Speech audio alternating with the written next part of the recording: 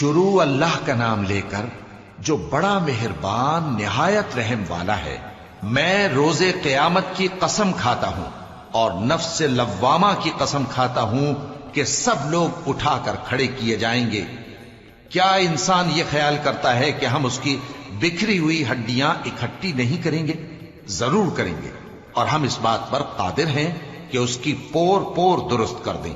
مگر انسان چاہتا ہے کہ آئندہ بھی خود سری کرتا چلا جائے، پوچھتا ہے کہ قیامت کا دن کب ہوگا۔ سو جب آنکھیں چندھیا جائیں اور چاند گہنا جائے اور سورج اور چاند جمع کر دیے جائیں، اس دن انسان کہے گا کہ کہاں ہے بھاگنے کی جگہ؟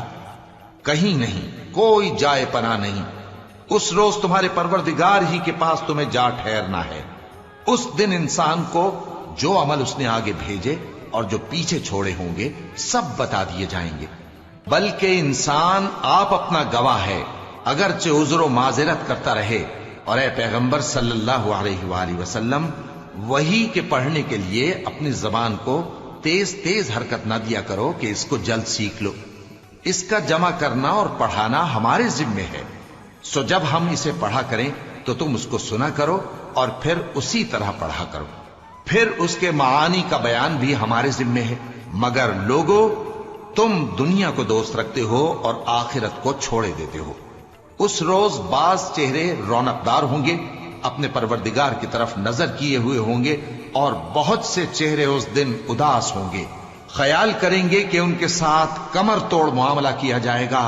ہاں، جب جان گلے تک پہنچ جائے اور لوگ کہنے لگیں اس وقت کون جھاڑ پھونک کرنے والا ہے، اور اس جاں بلب نے سمجھا کہ اب جدائی کا وقت ہے اور پنڈلی سے پنڈلی لپٹ جائے، اس دن تجھ کو اپنے پروردگار کی طرف کھینچے چلے چلنا ہے۔ پھر ایسے مغرور نے نہ تو پیغمبر صلی اللہ علیہ وآلہ وسلم کو سچا جانا اور نہ نماز پڑھی، لیکن جھٹلایا اور منہ پھیر لیا، پھر اپنے گھر والوں کے پاس اکڑتا ہوا چل دیا۔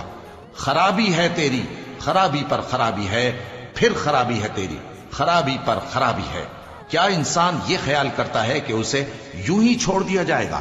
کیا وہ منی کا جو ٹپکائی جاتی ہے ایک قطرہ نہ تھا، پھر لوتھڑا ہوا، پھر اللہ نے اس کو بنایا، سو اس کے اعضاء کو درست کیا، پھر اس کی دو قسمیں بنائیں، مرد اور عورت۔